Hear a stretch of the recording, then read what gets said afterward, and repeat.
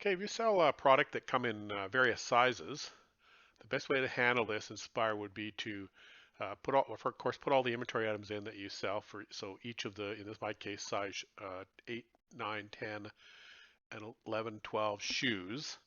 So I set those up in inventory. I've also set up a macro. So this is called a shoe XYZ. So I'll go into it, and you can see I called it inventory type of macro.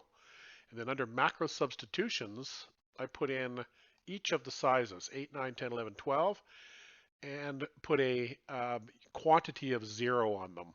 So I don't want to have a quantity because it'll actually add them to the order.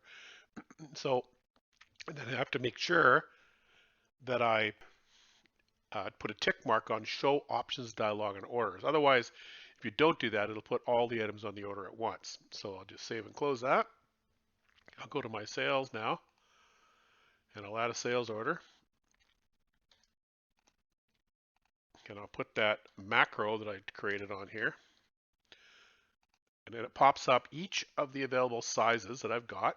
So if they wanted to buy a size 9, I simply populate a number 1 in there, or 2, 3, whatever quantity they're buying. Click OK, and it gets added to the order.